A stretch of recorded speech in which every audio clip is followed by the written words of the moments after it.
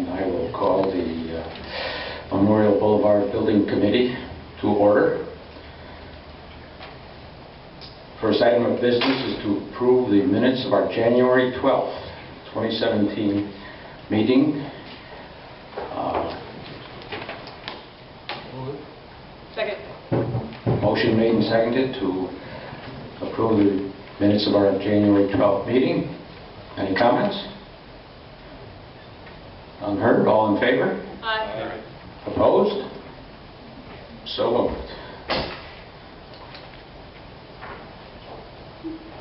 Before we get to our second item, and only item, Mayor Cocaine would like to say a few words in relationship to the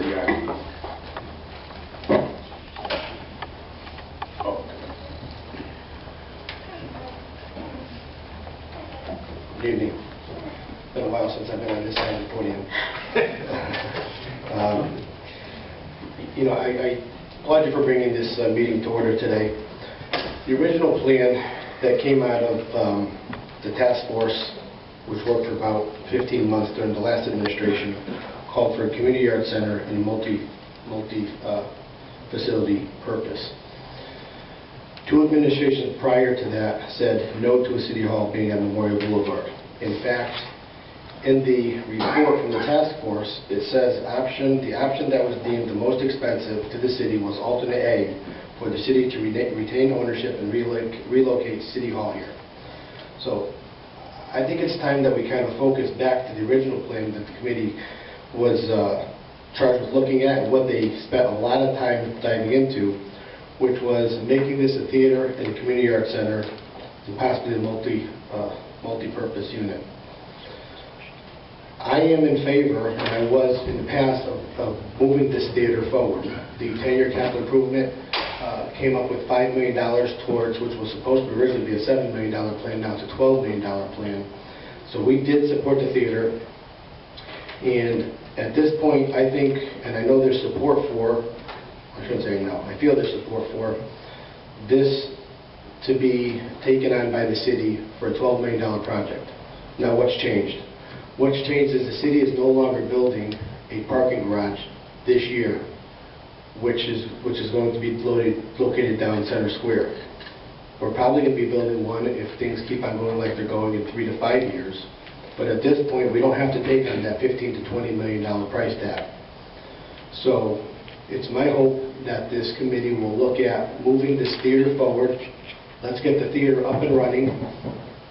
One of the talks, and Walt will get into it, is how we can do this quicker and get the CO so this theater can get moving and get this building alive. And then, as the report said, move through the other phases as time goes on, bringing in nonprofits, perhaps moving some city services there, but not all.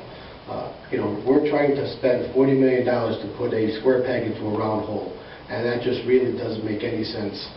We have a building here. Let's keep the Boulevard there. It's an icon, and let's have the cultural arts center that everybody's always talked about. And I'll be here for the rest of the night if you have any questions from my standpoint. Thank you. Okay, our only item of business is to evaluate a proposal to fund a Phase 1 plan incentive of changes to seating and parking capabilities, and to take any other action necessary. And Walt Bldg is going to present this proposal to us. Good evening, Walter Bldg, Director of Public Works for the city. We were asked as Public Works to go back and look at the Memorial Boulevard to see what is feasible, and in reality kind of looking at it a different way, looking at really what the city controls right now, and based on that, seeing what we could do as a Phase 1 as a theater project. So right now the city, we have the Memorial Boulevard school site, which has the building and it has the athletics fields, which the city has already indicated that they want to keep those athletic fields as they are for that purpose. So the critical thing with Memorial Boulevard School is parking. And so we went through And we've looked at a couple things, and because of what we had done earlier with City Hall, we talked with the police, and we feel very comfortable that we can get support for discontinuing that portion of Willis Street and providing some extra parking on Willis Street. And looking at that in rough numbers, we come up that we can, by restructuring the parking, looking at what your committee's architect's already done, some things we've done, we can come up with somewhere around 164 to 165 parking spots. And so using that and calculating really, if that's how many you can park, what is the capacity that you can then support, and then of what you control, you get to just under 500 seats. To get 500 seats, because it's 3 seats to every parking spot, you would need 167 parking spots. So, but we feel comfortable that if we get somewhere in the 160 range, we could go to zoning, and the commission would give us a waiver to get to a 500-seat capacity theater. If you don't get that, if by chance you don't get that variance, you simply don't potentially put those seats in right now. But what we looked at is the work that your architect had done, and we have been talking with Gilbane and the numbers that they developed, and said, all right, if you're going to look at that and try to put a theater in the area that we control, what are the costs? And we went back, and as a committee, you have the letter from Gilbane in front of you, but essentially we can do the code upgrades, the mechanical system improvements, we can put the spaces in to support the theater, the conversion, and the site work for the theater, for 500, seat theater, for just under, or just about $12.5 million. And that is what the city controls today. And we called that then, phase 1 of this plan. And then a follow-on to that, there's a phase 2 if the money comes through, and most importantly, if the city's able to obtain land for parking off-site, that you could then develop another parking lot. We came up with what we thought was a cost for that phase 2 to expand the theater at some future date to 800 seats. And what that really involves is really putting the seats in and the parking lot, because you're already going to have all the infrastructure in the theater. What's not part of this and what's taken out are the enhancements to the theater that was to be raised by the other group. And with that, I'd be happy to answer any questions that the committee has. What enhancements do the theater include? That was the upgraded lighting and theater support. But with that, as part of this, there is some infrastructure that would need to go in as part of that. So talking with the architect, we built that into the estimates. Basically, we put in conduits, and then above the stage, some of the structural steel that would be needed for those future enhancements once the money was raised and they were purchased. Does it include upgrades to the audio-visual? No. This $12 million, is this just for the theater? Am I understanding you right? It's just for work on the theater. Does it include the rest of the first floor? It does not include work on the rest of the first floor other than what's needed for the life safety code upgrades in order to operate the theater. I'm just a little confused by the number, because the last numbers we looked at when we last met were around $12 million for phase 1 as it was originally defined, which was the theater and the first floor. So I don't know how you got the $12 million for just the theater. Well, I mean, we used the same consultant, and we had them go back and look, and the number is without the upgrade to the first floor, just doing the code work, is the $12.5 million. But this does include the addition. It includes, which would include the green rooms. It includes the loading dock. That's correct. So.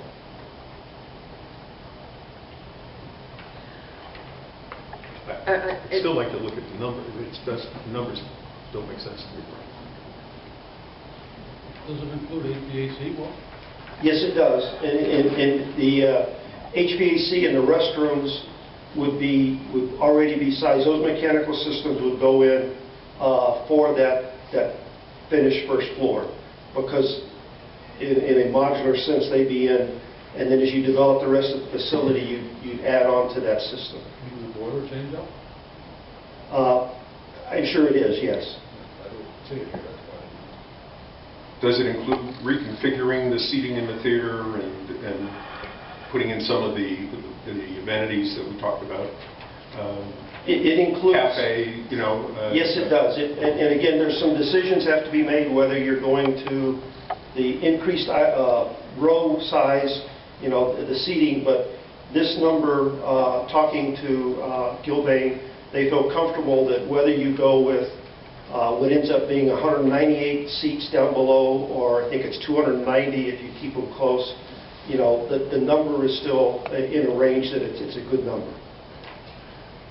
One of the things that we were trying to achieve was we have an auditorium now, and we want to create a theater. There's a big difference between an auditorium and a theater, and I just want to make sure that in your planning here that we are...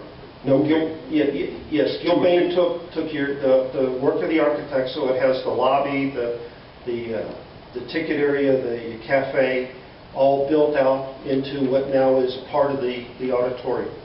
Pretty much everything we saw with the last drawings, is that correct? Yes, everything that you saw in your last drawings is what it is. It's just it's a matter of, because of the way it's configured, I mean, it will be, you simply won't put all the seats in now, because you're not going to have the ability to park the cars, so you wouldn't be able to get a CO. So I see two problems right off the top of my head. I'm sure there'll be more. But first, if it doesn't include upgrades to the AV in the theater, I don't think we're going to attract any kind of good shows. But that was always the work of the nonprofit. Okay. But the second thing is the seats. We need 750 seats, and I understand that there's an issue with parking, but I still say that could be worked around. If we don't have 750 seats, again, we're not going to have any kind of use out of this theater. We're not going to have the OM show. We're not going to have Bristol Brass and Wind. We're not going to have dance studios. We're not going to attract Bristol Theater Arts back to the town, which I think we need. We're not going to attract the kind of shows that Thompson Opera House has. So if we were going to have less parking spaces with 500 and then go to zoning and ask for a variance, why couldn't we go and ask for a variance for 750 seats? Because a variance of you know, 3 or 4 parking spaces is much different than a variance that would require. No, I understand that. So, I mean, what I am giving to you tonight is something that if you agree with, the city can carry forward and look at funding, and you can get this project moving. Right, but if the theater's going to basically sit empty and not be used because it only has 500 seats, that's going to be a waste of $12.5 million. So I would rather take care of the parking issue, you know, do it as 750. We don't need 800, we need 750 at the bare minimum. And then go to zoning and say, can we have a variance? Look, we have parking down the street at Center Square. We have these options available. We have on-street parking. People will park. If you go to the Palace Theater in Waterbury, you know, there's no parking there. You go to the Bushnell in Hartford, you know, it's way across the street where you have to park. People are going to park if they want to come to the theater. And so I think parking is not an issue to build, excuse my language, a half-assed theater. But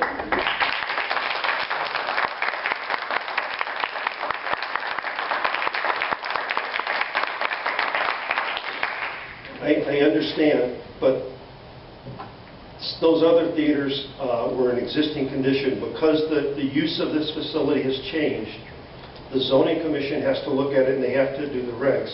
And not, you know, I can't speak for the commission, but they also have to look at, if they grant the city this variance, then what happens to the next group? So as staff, I just don't think it's advisable for the city to try to get that. I think that's a variance that's stretching too far.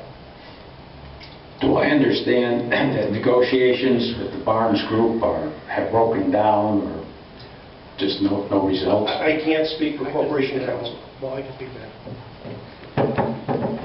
No, they haven't broken down. The Corporation Council still in talks with the Barnes Group.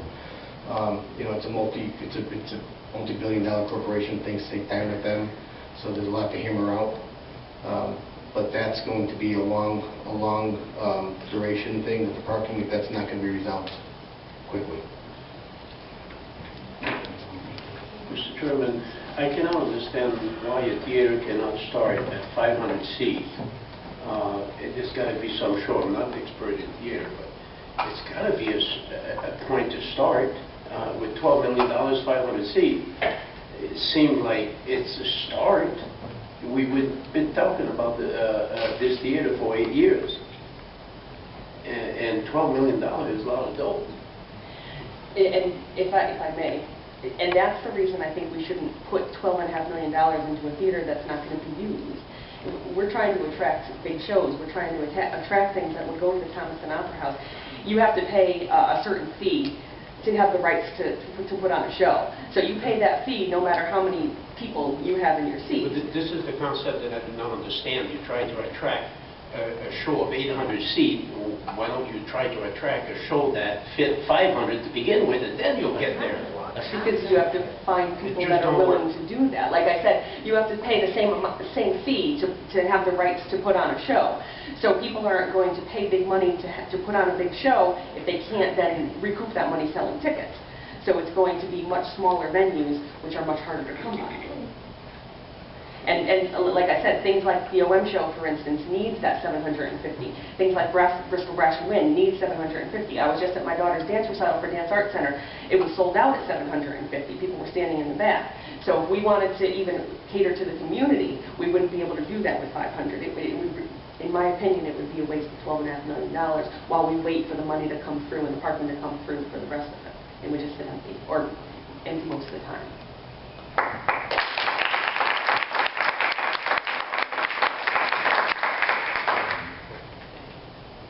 I know you can't answer for the commission wall, but are there other alternatives to having parking on site?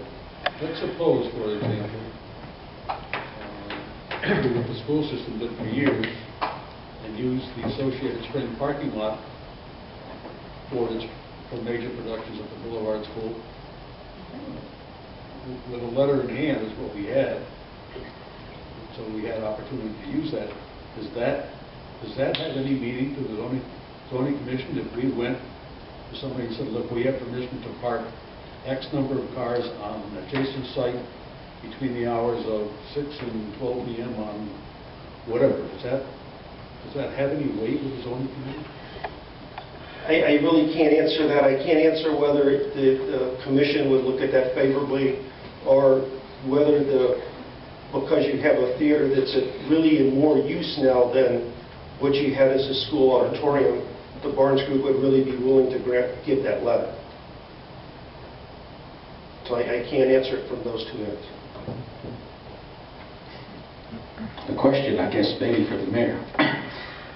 How will any decision we make tonight impact any future decision on moving City Hall?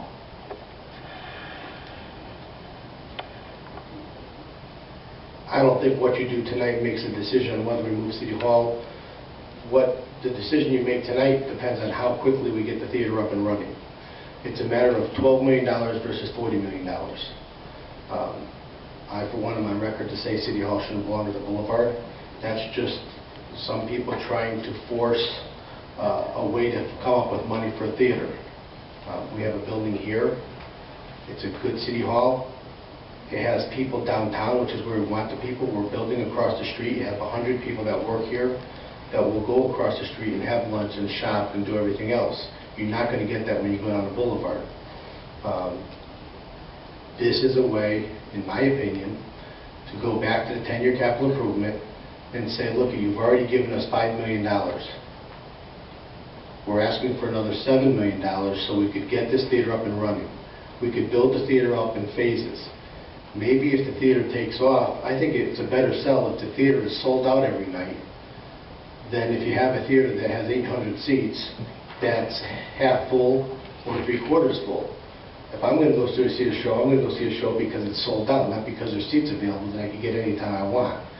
So I think the theater could be built out in phases. We could start with 500 seats, and in a couple of years, if it's really thriving like we think it's going to, like they're saying it's going to, who's to say we can't have another phase to build out the other 300 seats, and at that time, perhaps we'll have the land already from the Barnes Group, because whether this theater goes forward or not, we're still, with the 500 seats, Corporation Council is still working. They're still working on this theater, on the parking for the theater. So my vision is to get the theater up and running with 500 seats. Hopefully it's a success. And in a couple, 2-3 years, we look at phase 2 for the theater to bring in that extra 250, 300 seats or whatever you think you need. But let's prove the theater is working at this point. Question, Mr. Mayor. On the $12 million that we would be given for this project, we have some things that are not included at the moment, for example, the equipment. If we were to, as we're going through the process, find a way to make changes to some things so that we could add in some of the things that are not included and stay within our cap, do we have the freedom to do that, or are you saying? Whatever you bring forward to the 10-year capital improvement will be looked at that time. I can tell you it's always been talked about. Let's go back to the original plan. The original plan was this is going to be a $5 to $7 million plan, and I wasn't on the committee. Sure, maybe you speak better to it. It was a $5 to $7 million, or actually, Pete, you were on the plan. Yes, it was a $5 to $7 million plan. The city was going to come up with $2 or $3 million. The rest was not a problem to raise. We were going to raise it no problem. We have our theater. The real number comes out to be $12 million. It wasn't $7 million. So now here the city is with a plan that's costing $12 million. The nonprofit has not raised any money. So the nonprofit really needs to have some skin in the game. So why can't they go out and raise the money for the sound system, for the pretty painting and everything else? But if you're able to save money and you want to come to the 10-year capital improvement and say, you know, we were able to save money here, and I don't even know what the sound system costs. 200,000, I don't even know, I'm just throwing a number out there. Yeah, just pick a We number. were able to save 200,000, and in return for X, we want Y.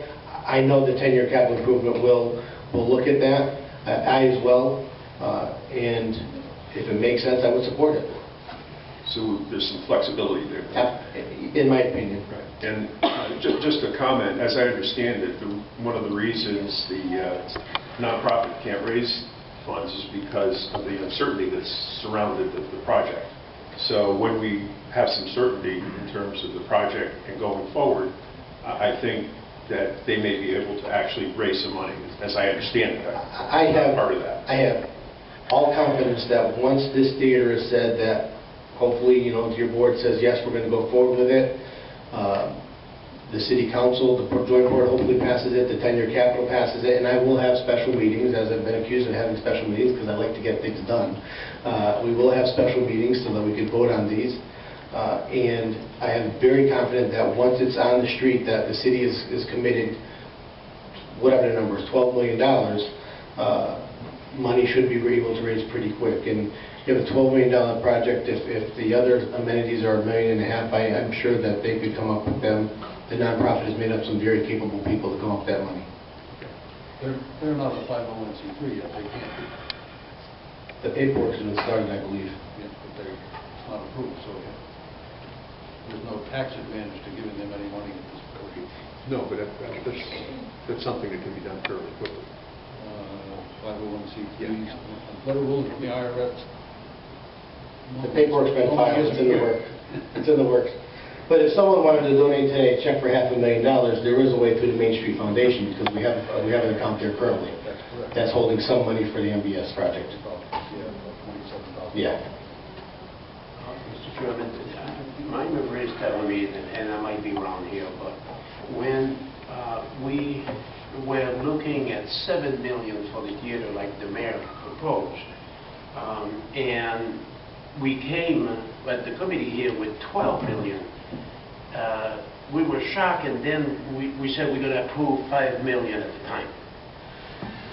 The Board of Finance, correct. Yeah, okay. So, and then, if my memory is good, that's all I heard every time at the committee, that we cannot raise money because the gap between $5 million and $12 million it's too much, and if the city doesn't commit itself, we can't raise money.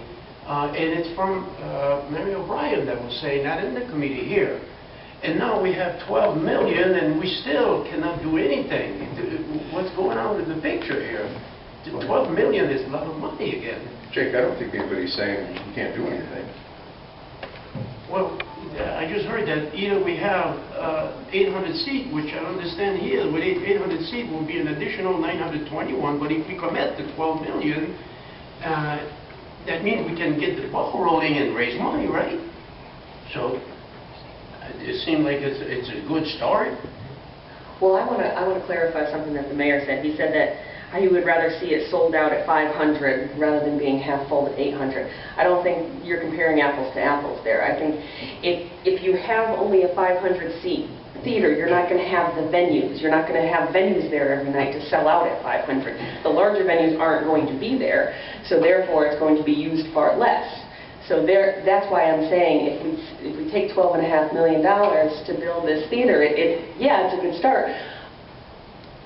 But I don't think it's going to be used as much as we think it's going to be used if it's not what it's supposed to be. Why don't you put in the equation that when you have the 12 million, that means the city committed itself. That was the problem before, that we did not commit to enough. Now we have enough, so you can raise money, 921,000, and you have the 800 seat. The way I see it here, it's a way to start raising money, right? But then the question is, how long is it going to take to put in those additional 300 seats that the theater's going to be basically just sitting empty, not doing anything? But, excuse me, Chair. But Jody, I understand what you're saying, and the elephant in the room is parking. Right. Which has been in the room for 2 years now. But if all we can, if we can only accommodate a certain number of seats because of the parking restriction, that's one thing. If we say we're not going to do it because parking restriction's too great and the heck with it, then we're saying we're not going to have a project here. As opposed to starting a project, and I agree, the 500 seats may be a problem from a venue perspective, and I'm not that schooled in the theatrical side of these kinds of things, or where you get the players from, but it strikes me that if we don't do anything, we're not going to have anybody at the Boulevard School. If we have 500 seats, at least we'll have something. That does give Marie's group a chance to go out and begin to raise some funds. It does give the city some time to try to strike a deal with Associated Spring for additional parking, or find another alternative, because I frankly don't understand. I understand, Walt, that the Bushnell was there for a long time, and their parking is on a whole different piece of property. But the Palace parks in a parking garage across the street, which is not owned by the Palace, it's not owned by the city. Maybe they have a lease or something. I'm not sure, but we ought to explore that, because there are other parking areas in the total area of the school. If you go to the Bristol, for example, and you park in the state employees parking lot, you may have a 10 or 15 minute walk. If you park on the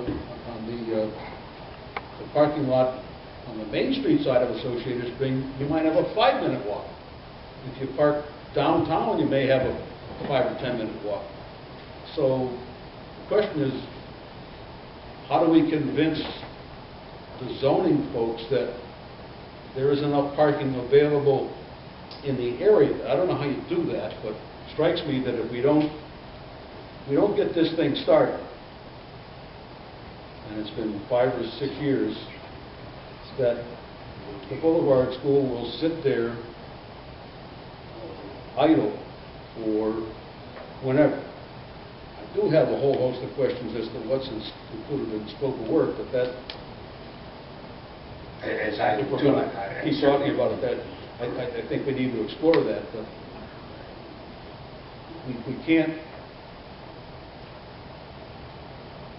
if we're going to throw out the baby with the bathwater because we can't come up with any parking issues, then I think that's a major mistake.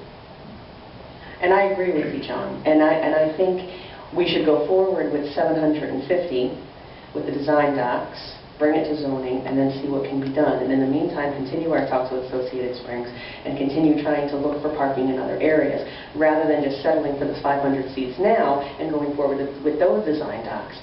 If it gets to the point of building and we still don't have anything, we could talk about it then. But I think going forward with 750 now is important.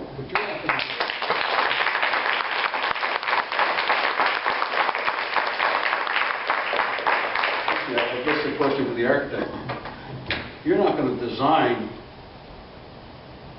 for just 500 seats. You could have some fungible space which says that next year, for example, it could be expanded to 650 seats. Absolutely, and that's, I guess, one thing that could use a little clarification is the amenity package, the lobbies, the toilet rooms, the ticket rooms, everything that we've shown you in the amenity package is in that number for this future 750 seats. What's not in it is the seats themselves and the infrastructure as described for AV and theater, and that is only to meet the zoning ordinance. And reacting to what you had asked, I wonder if could not the city's zoning board give you just a quick read on their opinion about this issue without even going through did they really need us to take it all the way through? I don't think they give advisory opinions, that's the problem. But my question to you then is, can't we go forward with the 750-seat design documents, bring it all to zoning and then deal with it then? If you also have in the back of your mind or the back of your computer the 500-seat, and then we can just switch if we had to. Would that be a problem? Well, you don't. But it really wouldn't be a problem in the sense that the seats that are shown, with the way at least it was in my mind, is we had shown on the lower level switching out the small school auditorium seats with adult-sized, properly rowed seats, and that dropped the count a little bit. And then in the balconies, that kind of set balcony stays no matter what. How many seats you put on it in the future, you can always add. So, but yes, the amenity package, the support is there in phase one for the future build-out. Are you saying it's the same cost whether it's a 500-seat theater or a 800-seat theater? No. I don't think so. No. We have a $12 million right cap. So if right. the way things are, it sounds to me like if we don't take the 12 million and go with 500 seats initially, we're not going anywhere.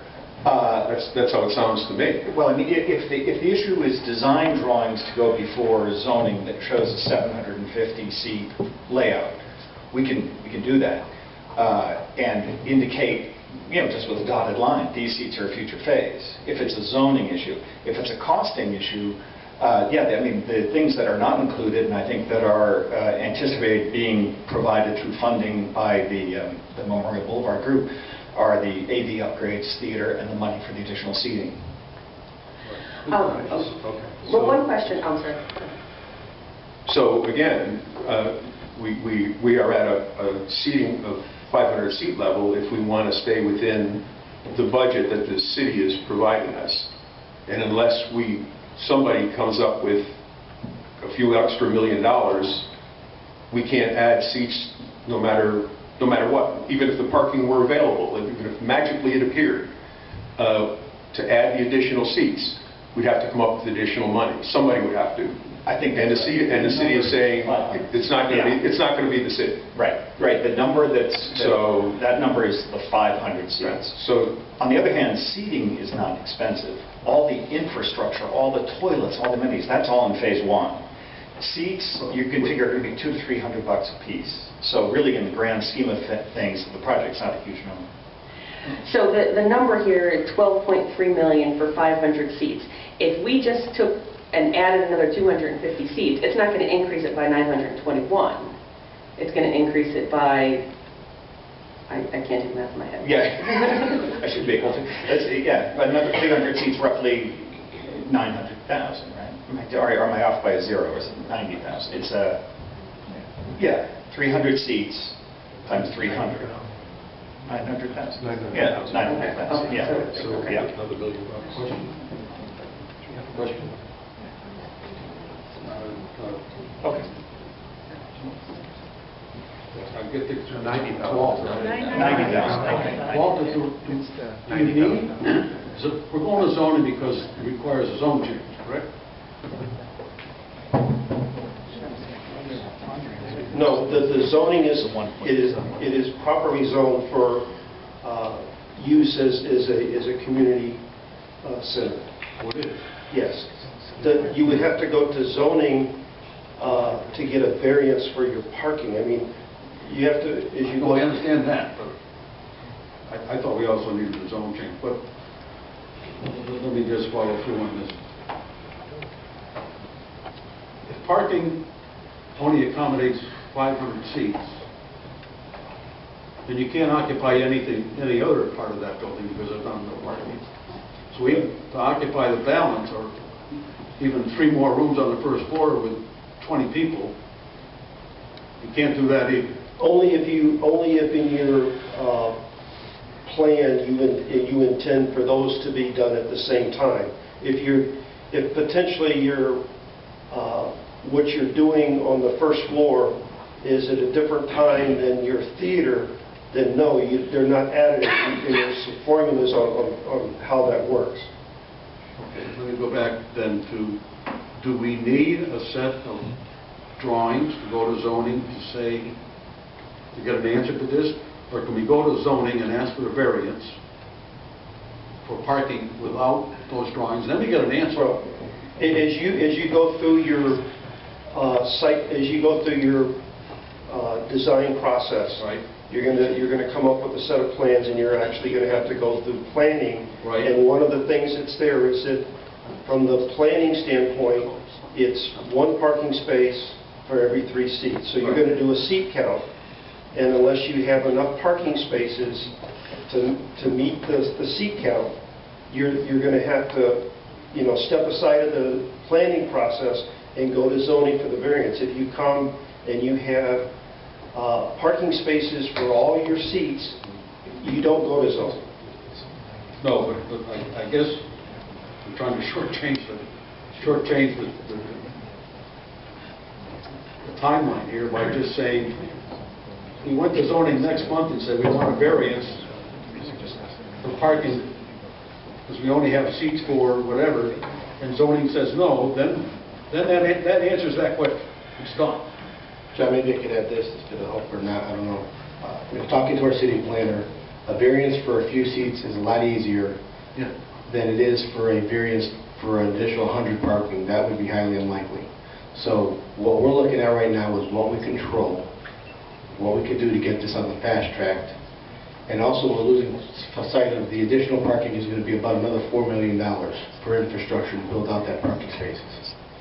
So, we're looking at probably another year before we get a parking lot, and this is my timeline, negotiate purchase price for the property. We're still waiting for a number from Barnes during discussion, but that's, we can't rush lawyers. The lawyers work as they do. So, right? Chairman, I just don't accept that it's going to be unlikely from zoning. I think we can't just say it's not going to happen and then just not do it. I think we need to try. The 300 seats, an additional 300 seats at $300 a piece is $90,000, so it would be $12.4 million instead of $12.3 million. So I don't think the money should have anything to do with it at this point in time. I would rather go forward with the 750 seats, go to zoning and try, knowing that our architect can change it if we need to at a later date. In the meantime, I think we should continue talks with Associated Springs, look for ways to have parking on the side streets, look for other avenues where we can park and show zoning, look, we can have this lot across the street here, which is free on South Street. I don't know if we can purchase that, but that might be an issue. Nobody's looked at that. I would rather not do this in piecemeal fashion and just get it done. And I also don't accept the fact that we need to get this started now because we've been sitting idle for 5 months now. I think we need to do it right, and we need to do it right the first time.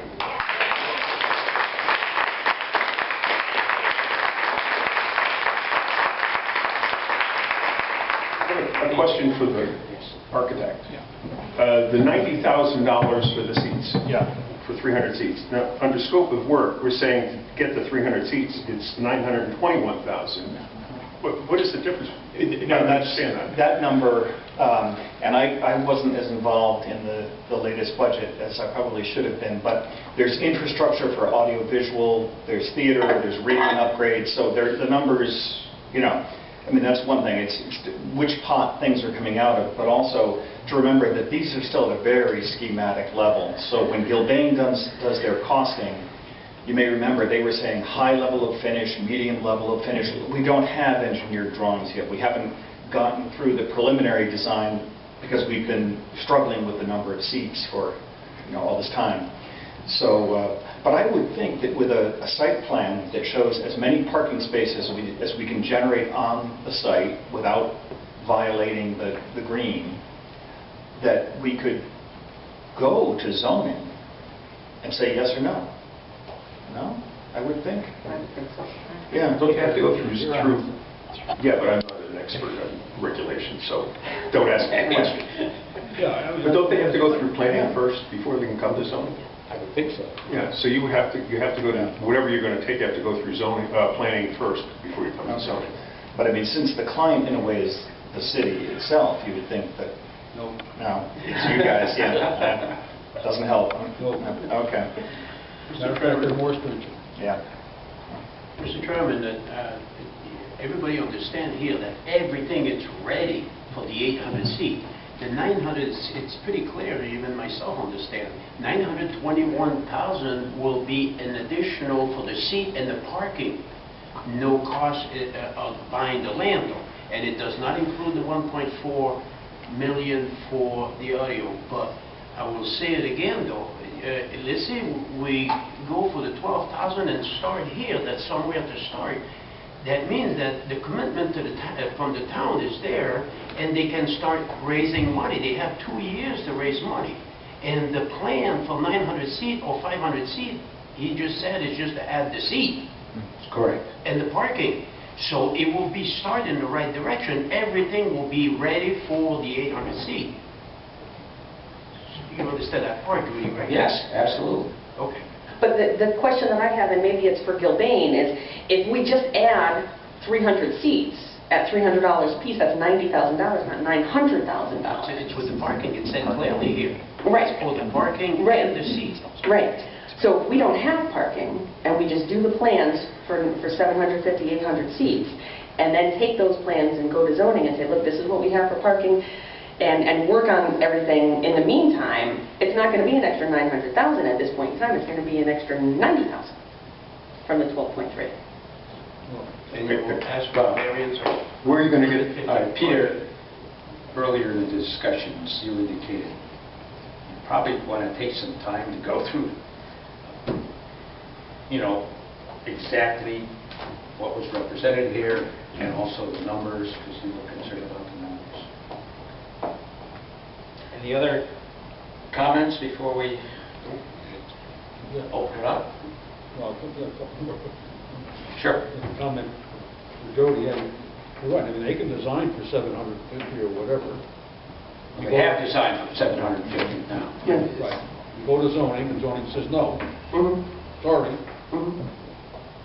Now we undesign, go back to 500. Well, that's why I asked him if he could just, have in the back of the computer somewhere the designs for 500, have them all ready to go. Yeah, that's easy enough. Yeah, I'm sure they can do, or they can do it in reverse. They can design for 500 and have another 200 some odd ready to go. Either I way. would rather do it the other way, but yeah. Well, yeah, except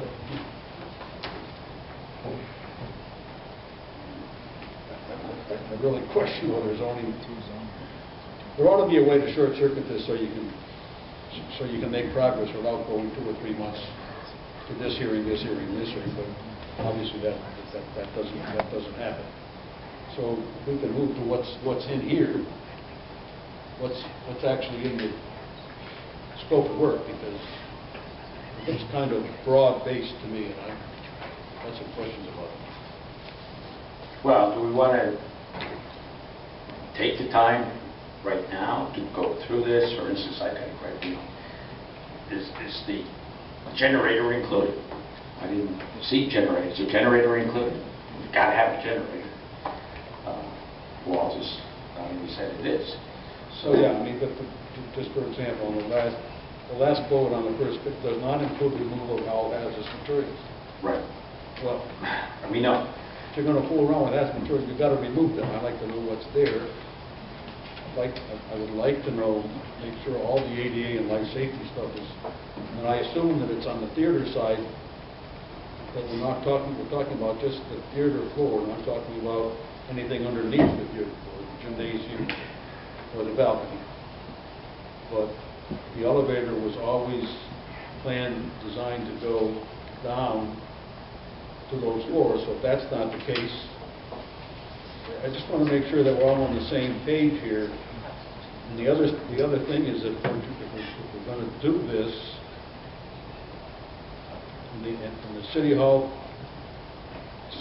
change has not been finalized at this point, that we're not doing anything here which precludes City Hall from moving, and if that's a no, that's fine, except that we want to make sure that we haven't shortchanged anything else which may occur on the other levels of that particular building, whether it be municipal use or whether it be a cultural use or a welcome center use or whatever. So I think there needs to be some List of deliverables, as I call it. I mean, Gilbane has done this, and I think you're right. Probably the architect should have been more closely involved. I don't think it'd be that difficult to get a whole list of deliverables. It's been certainly, since December when the 750 seats were decided on, and we were about to go to design and development and get to that next phase when everything was put on hold. So would you have any? Go ahead. I, for one, would like to see that. Yes, hold on. Okay. Yes. And financially, I know Peter. Well, I think that we need to spend some time, and I don't know what we're supposed to decide tonight, quite honestly. I don't, was the agenda was a little vague. Okay. But I don't see that we can evaluate anything here tonight we don't have any information. We don't have the information from our old study that was done, all the work that was done, and what's in there, and then what is in this proposal, and what are the differences, because I'm sure there are differences, so that we can make a decision. I mean, otherwise we're just doing it blind. You can't do it on a few bullet points. We spent better part of a year working on the detail, on the design of that thing, and going through different phases, and so what are we supposed to do tonight? What are we supposed to do tonight? I would suggest we're supposed to do exactly what we're doing. Okay, we've got an offer presented to us. We have to make a decision tonight. We don't have time to. Well, we have to say yes or no tonight. Is my question, or do we have time to try to take a look at the kinds of things we just talked about, and then come back and make an informed decision? Or do we just say, let's take the money and run, or not? Where are we? I would suggest we're laying the groundwork here. We've got to have another meeting next week, or depending on the information that we request, we can do that. Right, and we have all of this, and I would suggest all of us going through it, making a list of questions at our next meeting, have Gilbane here to answer, have the architect here to answer. And both of them, actually. And because I want to know why Gilbane put certain things in here and where they come up with the numbers. But also, the City Hall is being talked about on June 20th, so it probably should be after June 20th. I don't know how all of you feel about that, but if the City Council decides to move City Hall there, that it might throw everything off here. So, if we could get Gilbane and or the architect to give us a side-by-side comparison of what's included in these numbers, so we know what's been added, what's been subtracted, so we have some information, then we can make a decision, I think. But we can't do it on bullet points. I can't do it on bullet points. No, I just can't. I don't think any of us can do it on bullet points, but Peter, parking remains an elephant in the room, because you can't, can't even talk about City Hall unless the parking Is resolved. issue is resolved. Correct. So we can sit here all day and talk about 750 seats or 800 seats or 500 seats or whatever.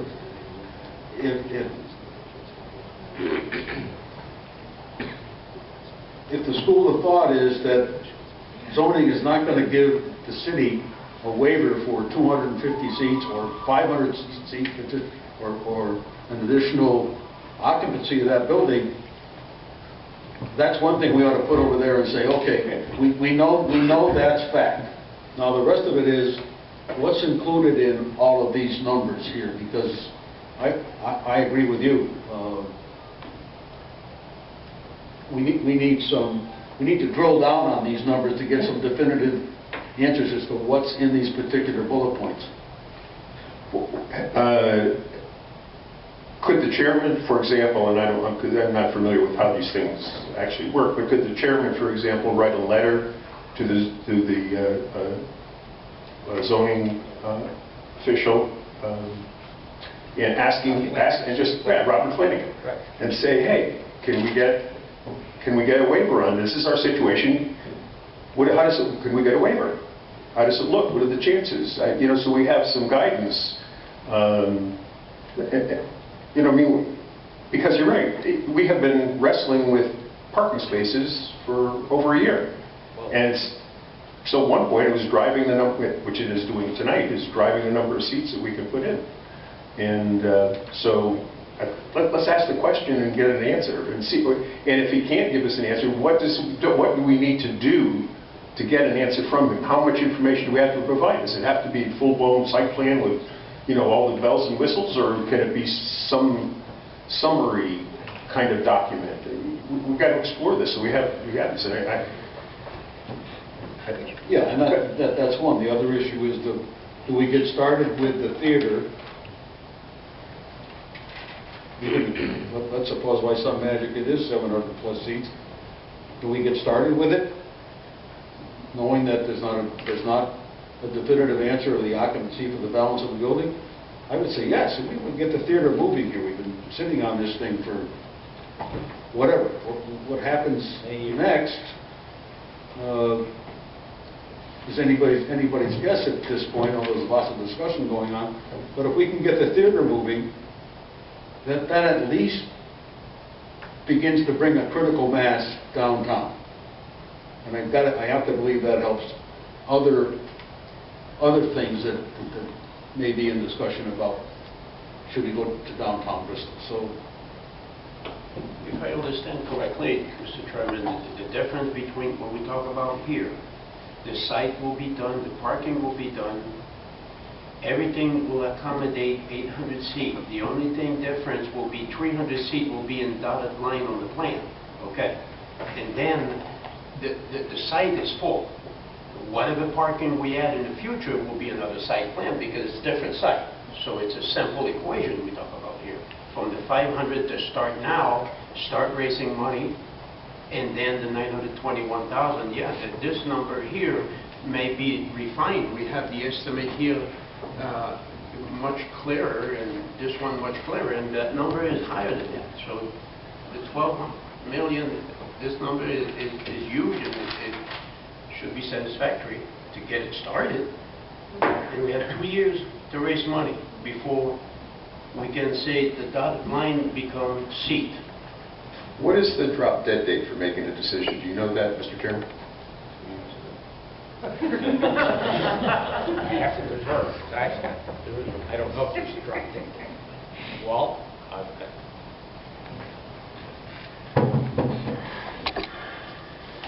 There is no, I mean, it is, right now is just an opportunity to move your project forward. So the sooner the better. However, When does the window close on that opportunity? I mean, does it close in a month? Does it have in 6 months? 3? How much? There's got to be I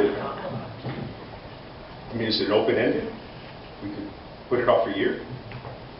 no, we've already put off.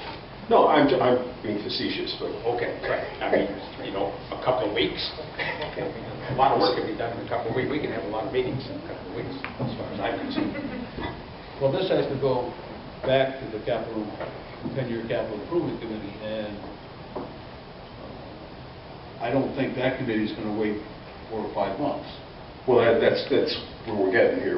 So when are they having a meeting that we have to have a decision by? They meet at the call of the mayor, who's the chairman of that committee, and there are six of us on that committee. 5 or 6, I'm not sure which. I have a question for the architect.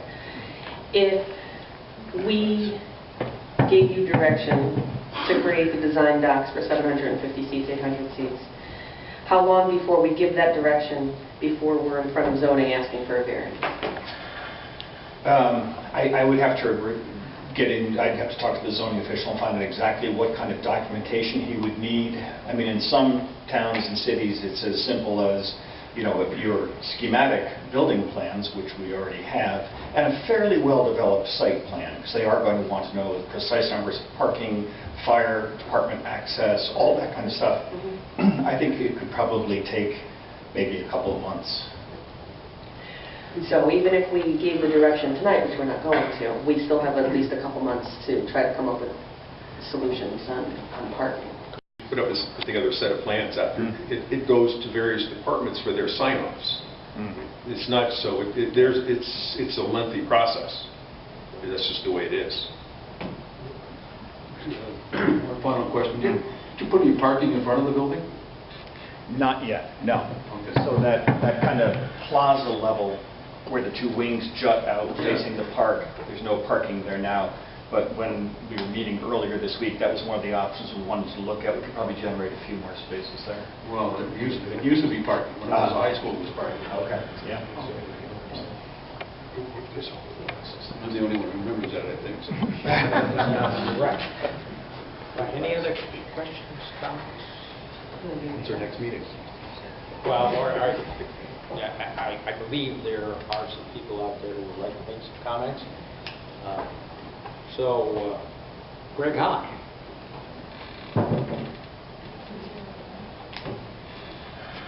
How you doing? It's great to see that this is finally getting started again. Can you just say your name and address for me, please? Sure. Greg Hahn, 145 Redwood Drive, Bristol. It's great to see this finally going. As interesting as the timing is for finding the money and getting this going again, what's unacceptable is that it's been sitting here since the beginning of the last election, and nothing has been done. And I understand optics, how things look. How things look is that this is a political decision, and that this is coming up because it's an election year. Whether it is the real reason or not, that's how it looks. All over, everybody I've talked to, they're all being a little facetious about it, because they don't think that it's going to continue. So I think in the best interest of the effort, we need to make sure that we don't have any more interruptions, any more, it's closed for now, we're not going to do anything on it for a few years. That doesn't mean that we can't go forward. This lag in time was unacceptable. That's number one. Number two, 500 seats won't work. But my question is this about the capacity of Memorial Boulevard. If we put in 750 seats, and zoning says, no, you can only have 500.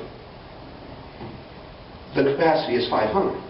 We can't sell the extra 250 seats. I don't understand why we're discussing whether we build the extra 250 seats or 300 seats. It's zoning's responsibility. I would rather put in the extra 250 seats and have zoning say, you know what, we're not going to allow it because you can only sell 500 tickets for events there. And we have 250 empty seats, because then that would put pressure on the city to get in line and get a solution to the parking. Where that solution is having people identifying a parking area in that parking lot that was once Center Mall, and having a shuttle come back and forth, which is perfectly acceptable. There's a lot of other possibilities that we need to look at before we start saying that this just isn't going to work and we have to settle for 500. 500 won't work, it won't get used. We can't use it. Bristol Brass and Wind Ensemble, I know that Choral Society wouldn't use it. The people that are looking at this for bringing business in are looking at it from Thomaston Opera House because it's 750 seats. You may, or because it's more of the seats than they have. Why would they ever think about doing something here when they already have a facility there that houses at least about 400, 500 seats? Doesn't make sense. Not going to be used from there. Not going to be used from other areas either. So doing the 500 seats is a lesson in futility. It's not going to work. It's not going to work, and so I think we'd better spend time if we start finding solutions for the parking, whether that means purchasing some space, using the space that we already have available. And if we have a shuttle going back and forth to what will be, hopefully, a developed area over at the Center Mall, doesn't it make sense? We're bringing people back to the stores and back to the restaurants we want them to go to. Doesn't it make sense to have a shuttle going back and forth there? Because so these are the things that dwelling on the 250, 300 seats, whether to do them or not, I think is silly. Do the seats. If zoning says you can't put the fannies in the seats, then it's a capacity of 500 until the city finds a solution. And that's the way we should proceed. Does that make sense? Is that something we can go to with zoning?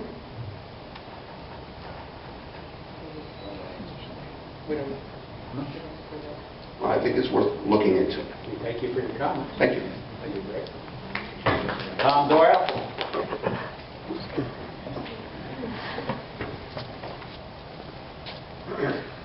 Tom Doyle, 128 High. Good evening. Well, first of all, I wanted to thank you all for trying to work on this problem. I mean, I know this is really tough, you and all the other people in here in this room. It's taken a long time. I know it's difficult. I'm glad you're trying to work to a solution. Thank you all. I mostly wanted to talk about the issue of parking. I mean, it sounds like one of the holdups here is that we don't have enough parking to meet the code for the theater. But I don't see that as a problem because I've gone to some of the other theaters in this state.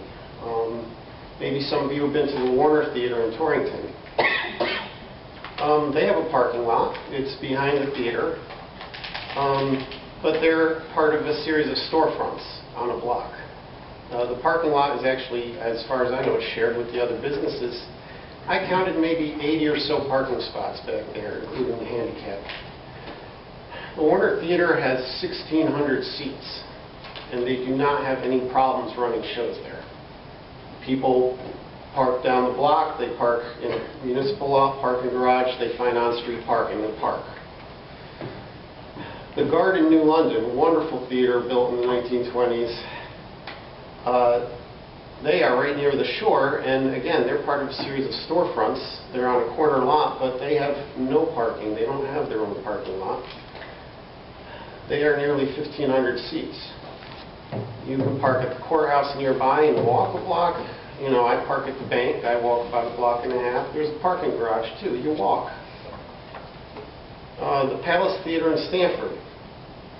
Again, they're on a busy street with a series of storefronts. And they have no parking of their own. They do not own any parking. They have nearly 1,600 seats. You have to park a couple blocks away in a parking garage. And you pay for that, of course. People had mentioned the Bushnell in Hartford before. And they actually do not have any parking of their own. There's no parking on their lot.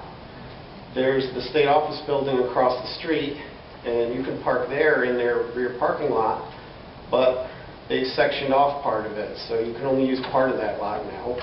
You can find parking on the street, you go to a parking garage and you walk. They have over 2,800 seats.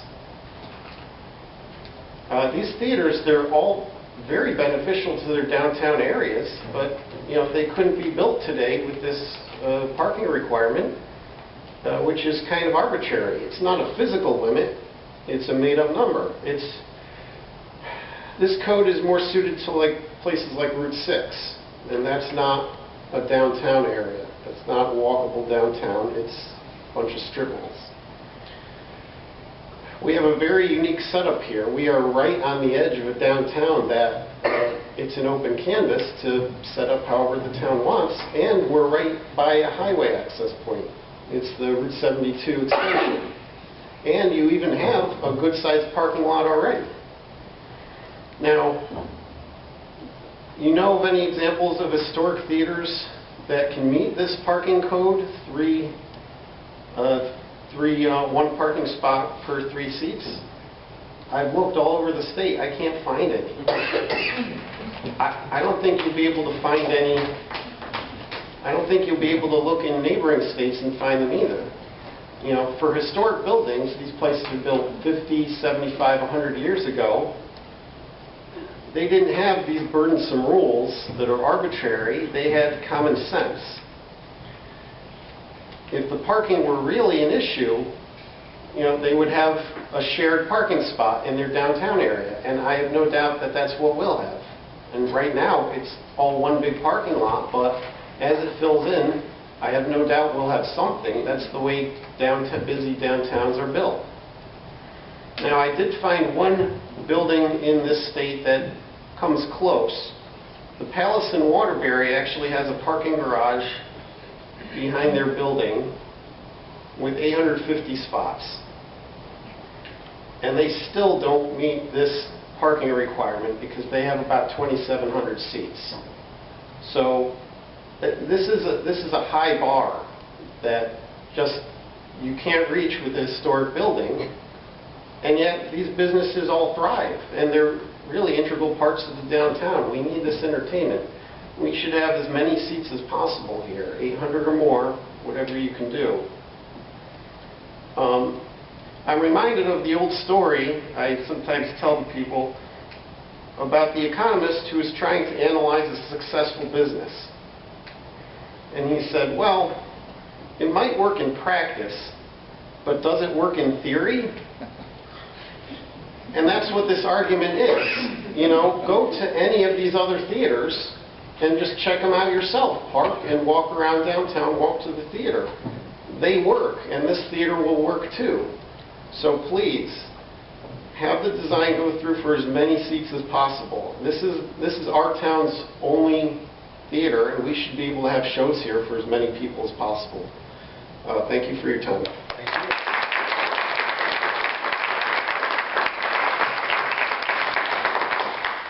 Andy Evans.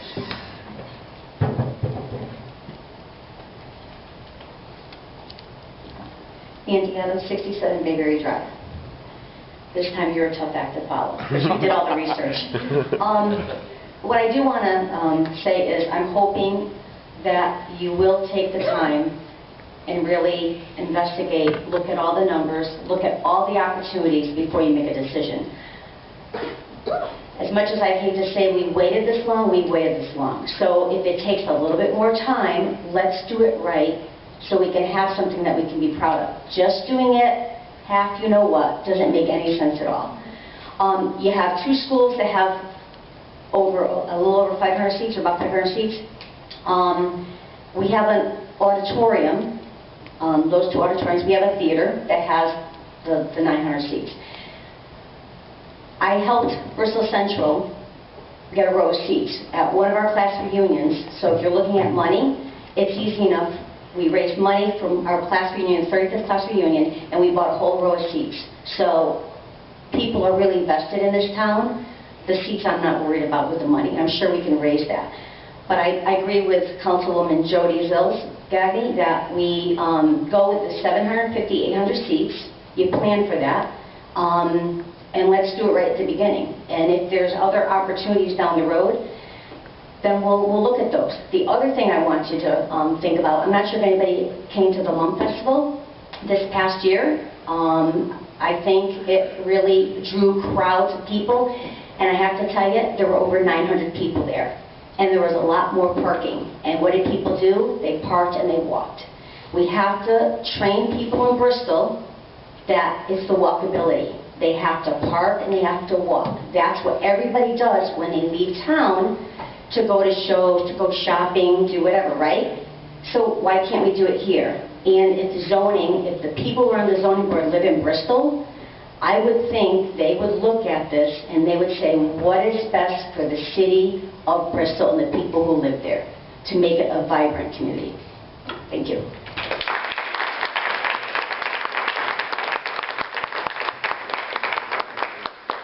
Thank you, Andy. Rich Stereo.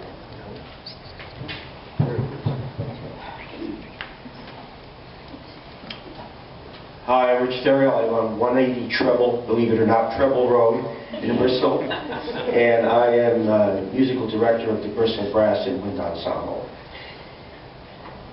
I want to start off by saying it's about time that we are considering having a municipal theater that is not necessarily part of the high schools or anything else, but it's something where groups such as my group, the Bristol Brass and Winds, the Bristol Choral Society, and theater groups hopefully will come in. But you know what? We've got to do it right the first time. We have to have a theater that's big enough to accommodate these groups. I know contractually, being a musician, that certain acts, certain singers will not come in to perform in the theater unless there are a certain amount of seats there. And it's so important that we have this. So we've got to do it right the first time. And I can't stress that enough. Back when I was starting off as band director at Bristol Eastern High in the 60s, there was a proposal made to me about having a place for our bands to play outside. And one of the proposals was to build a band shell at the foot of Page Park, right where the hill is. And I just said to them, you've got to make sure it's big enough, you know, for a 90-piece band. Well, they went ahead and built it, and it wasn't big enough. And that piece of that structure is still sitting there and nobody uses it. And I think that in itself says what the problem is here, that we need to have the structure there right from the beginning, so that when groups come in, that we have it there. We've got to do it right the first time. We did it right the first time when we refurbished Page Park, when we worked on Muzzy Field as a beautiful facility for sports. We did it right for the first time when we put in the turf fields and lights at the high schools. And we did it right for sports. Let's do it right for the arts.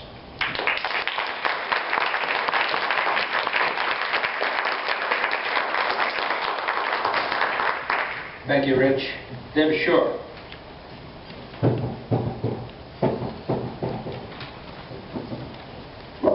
Debbie Shore, 6 Pilgrim Road. Kim Belanti is on vacation, but she heard about this, and if you know Kim, she was a little hot under the collar, so she sent me a letter, an email. She wanted me to read it and have it entered. Is that okay? That's fine. Kim Belanti, 387 Brewster Road. I've spoken several times already to the issue of seat reductions as it pertains to the MBS Theater. Serving as the chair of the Theater Subcommittee on the MBS Task Force, I have addressed these concerns repeatedly to many entities, including the architect, as to why reducing the number of seats would be a huge mistake financially.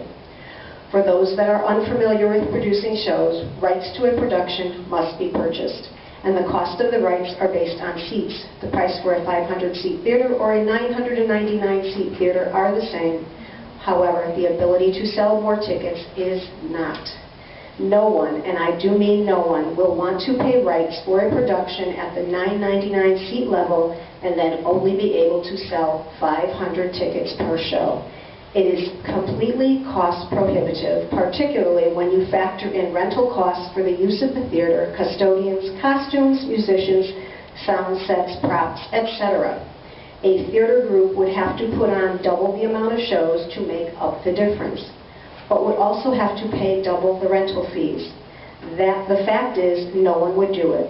They would just go look for a larger venue. When I visited the Niagara Arts and Cultural Center in Niagara, New York, which is a twin building to MBS, I spoke extensively with the director concerning their theater. They had just been awarded a $1 million grant to renovate the theater, which was not operational at the time that I visited due to major repairs and renovations that needed to be done, including replacing all of their seats. We discussed at length the issue of seat reductions, and they smartly increased their seats to 998 for all of the reasons I have already mentioned. This discussion concerning seat reduction needs to end now. Those that would like to continue talking about something that makes no financial sense need to speak to the local theater directors, of which I have begged repeatedly that you do, to get the facts on the business of theater. Let me ask you, would you ever think about cutting the amount of seats at Muzzy Field just so you could take care of your parking issues? The answer is no. Do not make a business decision for a business you have no knowledge of. If you do, you will seal the fate of MBS, and the amount of seats won't matter because no one will be sitting in them. That was Kim. Now for me.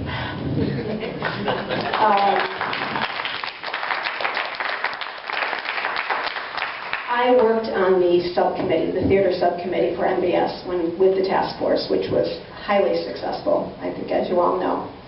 I worked on every one of the shows. I had the opportunity to speak to the performers of every one of the shows, at least one of the performers, sometimes the entire groups. Their impression of the Memorial Boulevard Theater was, to a person, this is an amazing place to perform for many reasons. Number one, the acoustics are phenomenal. Number two, you have the right amount of seats. And I said to them, well, what's the wrong amount of seats? And they said, pretty much anything under 800. Because what you have right now is a big enough venue to make everybody happy financially, but a small enough venue where you have this intimate connection between the performers and the audience. And I know, Mr. Carrier, you mentioned that we could raise the extra money with fundraising. However, I have to tell you that most people that would be interested in donating or making contributions to a theater group would not contribute to this, to a 500-seat theater, because they know it's doomed to fail. If they're going to put their money where their mouth is, they're going to put it in a place they think is going to be successful. And 500 seats, that dog won't hunt. Sorry. You really, really, really need to think about... I have a feeling, too, that there's an answer with zoning that we're just missing. And I really think that's something that you really have to look into. But 500 seats, again, we're just going to be a bunch of pikers, aren't we? Let's not be that. Okay? Thank you.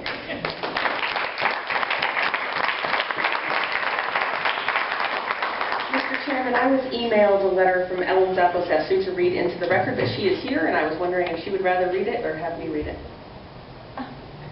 Sure, I'll read it.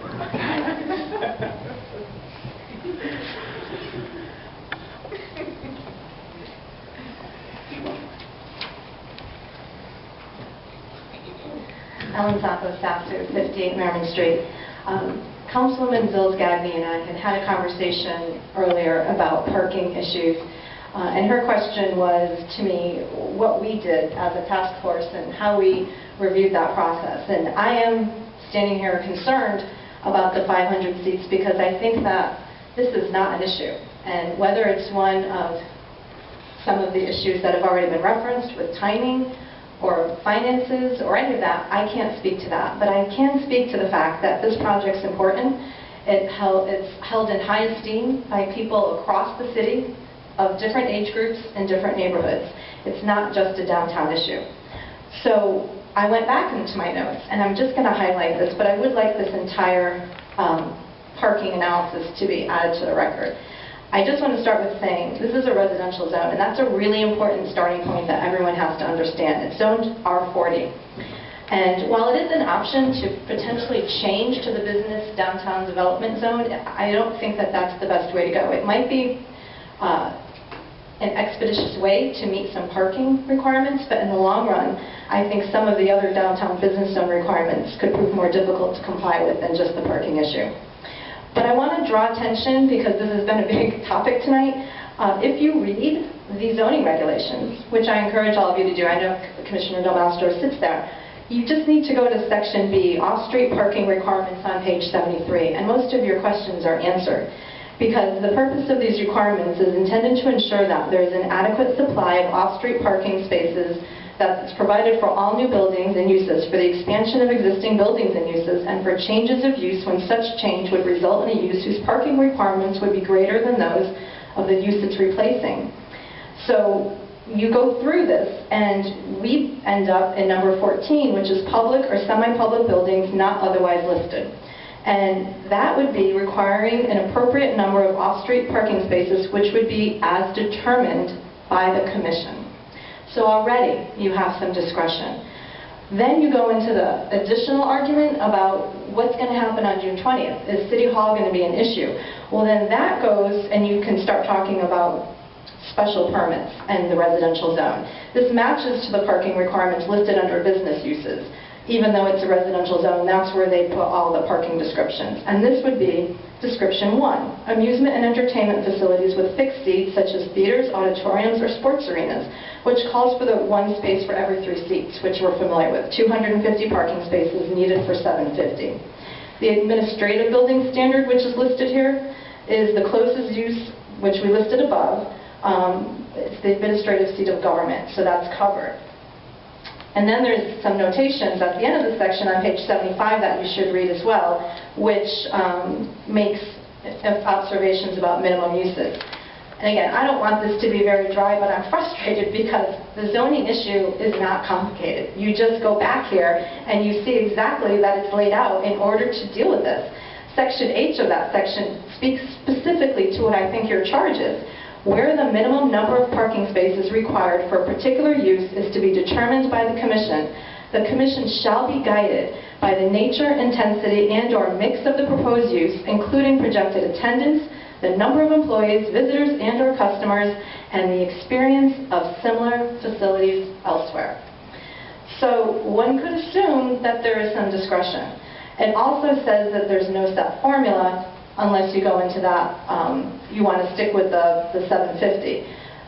But let's talk about the historic nature, and Tom Doyle hit all the points. This is not a square peg in a round hole. It's a historic building, and everybody understands that. In fact, we didn't even have zoning until the 1930s, and this building was built a decade earlier. So I just can't understand why we think that zoning is going to be such an obstacle if, in fact, we're all on the same page of what needs to be done. There's also a section called shared parking that I draw your attention to on page 75 of the zoning regulations. And that affects a lot of what happens with City Hall, but you can actually share parking, and there's percentages, a 50% share depending on day use and night use. And so that is a chapter that you really need to look at as well. Then, if you really want another option, you just have to go to page 75 and the section called location of parking, which also states, by special permit, the Commission may allow all or a portion of the required parking spaces to be located either on a separate lot under the same ownership as the use being served, or on a separate lot under a different ownership than use being served, provided that arrangements satisfactory to the Commission have been made to guarantee long-term access to the use of such places. All spaces approved under this provision shall be located within 500 feet of the main building entrance. So again, if we're successful with Associated Spring, which it sounds like because they were very easy to work with when the task force approached them about our shows, I'm sure that will come to fruition. I don't necessarily think we have to buy or build anything. It's a shared use. It's location of parking. So not only that, but as has been mentioned by other speakers, there's other opportunities as well. It could be the tennis courts. It could be that lot that the councilman referenced at the corner of South and Willis. It could be at the Napa Place. It could be Center Mall. But then there's also the discussion, which is also covered in the zoning regulations, about the use of on-street parking. And this is where it gets interesting, because from a zoning perspective, you can't claim those spots, but you know they exist. But so zoning wants you to know, and they want you to account for them, but they don't like to count them in your parking count. But they know they're there, and if you were to go there and talk about them, they have to acknowledge them. So all those ideas have been discussed, and I won't go into it again, but Willis Street, all those types of parking things could be dealt with. So basically, in summary, my view is the same as everybody else that you've heard tonight. The reduction to 500 seats is short-sighted, and there are many creative and innovative ways that you can attach the parking issue. For that to be the impediment, to actually do this project the way it was intended and to attract the value of shows that we want here with the economic spill-off that we experienced just in a small test period in November of 2014 and in the spring of 2015, where you couldn't even walk into the now-defunct Barley Vine that's not even there anymore because there's nobody downtown. We couldn't walk in there that night because it was to capacity. If you walked downtown to the downtown cafe, that was at capacity. The point being is if you build it, they will come, and maybe some of the businesses will come back to Main Street because there's a reason for them to be there. A seating capacity smaller than the high schools makes absolutely no sense, and you've heard some great examples tonight. But profitability is tied to the seat count. So again, we either do it right or we don't do it, because frankly, as has been said, nobody's going to be sitting in those seats. We're approaching the 9-year anniversary of the first study of the Memorial Boulevard, and I think we should have a round of applause for a 9-year anniversary. The Schoenhart report was done in November of 2008, and the language in there is amazing. And as many of you know, the Memorial Boulevard Task Force, all the documents are still on the website.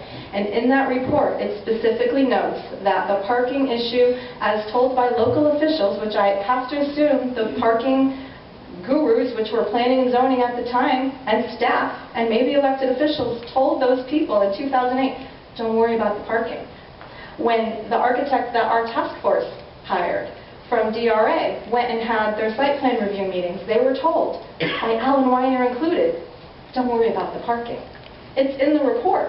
So why we just spent 90 minutes tonight worrying about parking, I'm not sure. But if you read this, and please include it into the record, you know, we have one way to get this right.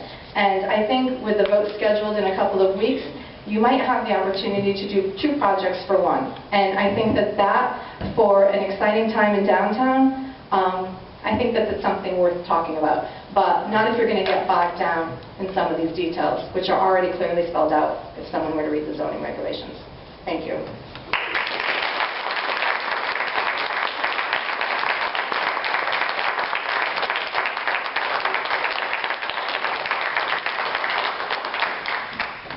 Anybody else? One more.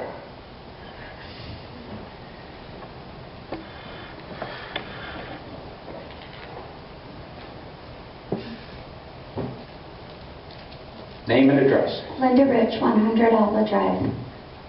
I'm heartbroken that it's taken this long, and I know that you, as a committee, have tried to do everything, but I think that your job is to decide a timeline and follow it. And I was here in December, and we all concluded, or I had a sense, about the need of how many seats we needed, which is way more than 500. You need to do your job, which, in my opinion, and I know you're good people, but don't get bogged down in this. Do the job. Go to planning for the seats, go to zoning, ask for what you need, decide on a timeline, don't be distracted by sideshows, because there have been a lot of them. Will town hall go? Will town hall not? I'm absolutely appalled that the board that was established after all these hard-working people just stopped doing what they're supposed to do because City Hall might, or maybe, be there. It's irrelevant. This community deserves that theater, and it needs to be at full capacity. And your job is to create a timeline and do it, not on what ifs. Have an appointment with planning, have an appointment with zoning. You know, there's dates that you got to follow. Well, devise it and do it, because that's what needs to be done.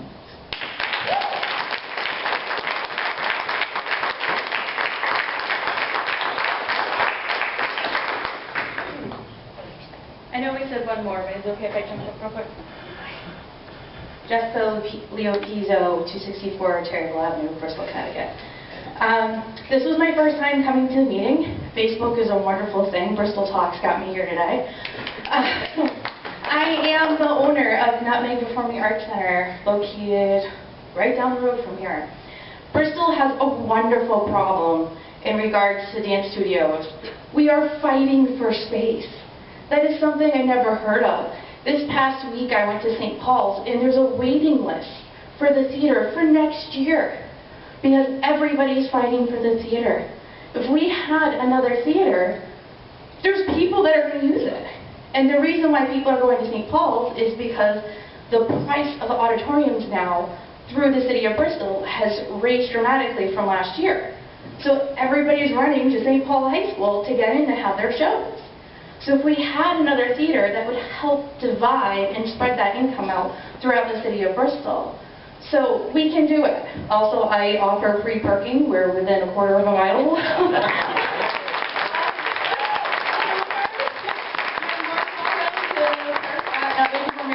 We'll show you over ourselves. But I just wanted to say that there is a need for it, and St. Paul is benefiting from it right now, and it would be great to not have that competition and everybody have that opportunity to do it, and also too, not just for the dance studios, but for the local theater groups and shows and everything. We could pack it. We could have shows there non-stop if we were given the chance to.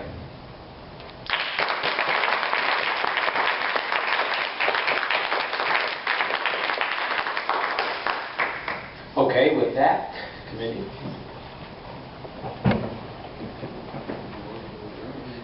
So we need to devise our questions. Should we set another date at this point in time? I would suggest we establish another date for the meeting. Maybe one comment, Mr. Chairman.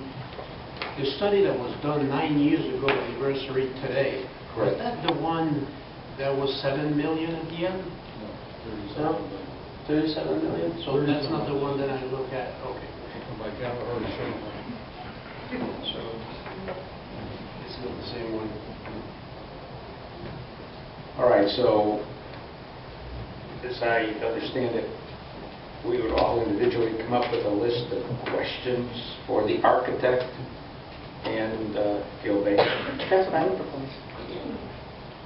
I thought we were going to have some kind of a comparison that we could deal with what's in this proposal compared to what was in our, what was going forward at the time. Correct. Possible fault, so we can look at and it. It's kind of hard to have questions. Hopefully we'll find it to be very, very similar to inclusive, but one more meeting. Yeah, we need that information. Get that information. Yeah, so we need that information so we can have questions. Now, what about parking? What about parking? I think we're going to have questions on that too. We can maybe ask Bob Flanagan to be at our next meeting, then we can talk about that. Well, I would suggest that a group of us, or myself, meet with Bob Flanagan. Yes. Which we ought to be doing anyway. Just get the ground rules. Okay, anybody else interested? Yeah, but that would be a meeting. Fine. All right. So I will schedule that tomorrow if I can. But anyway, for our next meeting,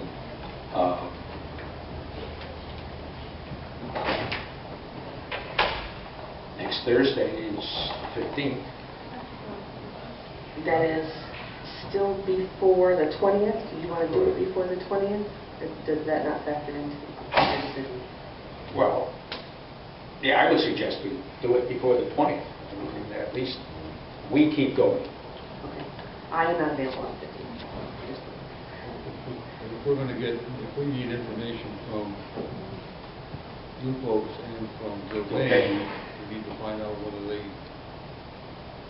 going to have material ready for us. Yeah, I could probably address that.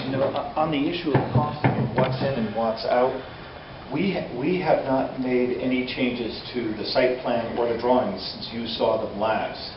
So the costing includes everything you've seen to this point. It's not that Bldg pulled anything out. They just moved it into different buckets and adjusted things for what we know now about what the AV and theater equipment will cost.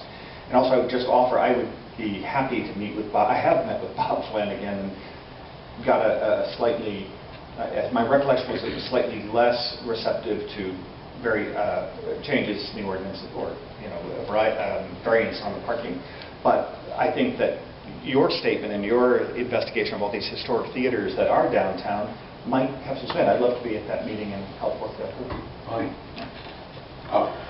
What I'm suggesting, though, is I think the committee would like the opportunity to review all of those things we've already done. I mean, the 750, we're moving our way to the next phase. Yep. So that would be just an opportunity. Yeah, definitely. We could have a working session with Gilbane and us and you all. Sure. All right, Joe, you can't make it on the 15th? I can't make it on the 15th either. Okay. John, you can't either. What's another good available? The chamber? Dinner? Oh, that's next Thursday? The Thursday. It's next Thursday. Yeah, I guess I can't. Any other dates? Wednesday the 14th, is that too soon? For the 14th? All right, at least. I've got a zoning commission meeting. We're going to be right in this room. Okay. Monday the 19th, I know Gilbane is not available, so we couldn't have our special meeting. Is it the 19th? Monday the 19th, Gilbane won't be available. Okay. That's what I was told. So then we hold it after the 20th? Well, you didn't mention Friday the 16th. Oh, that's possible. I am also not available. Wednesday the 21st? Graduation. Is the agenda on the 20th? Is this information critical to the agenda on the 20th? I don't know the answer to that. I don't know. The agenda, 20th. We're going to discuss City Hall, so I'm not... Okay, so City Hall, so I don't think it impacts this.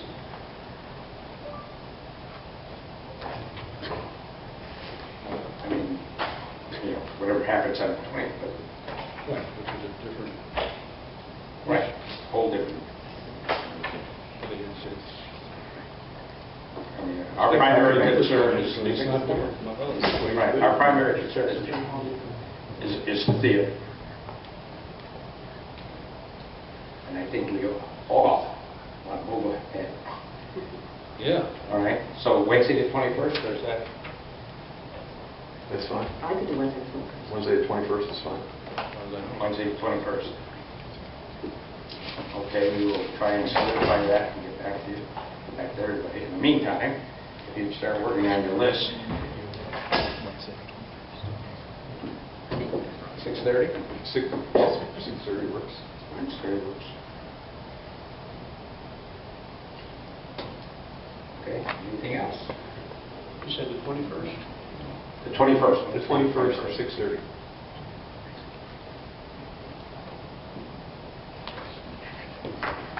Okay. Anything else? Motion adjourned? Second. Motion and made and seconded to adjourn. Comments? Unheard, all in favor? Aye. Opposed? None? We are adjourned. Thank you, everyone.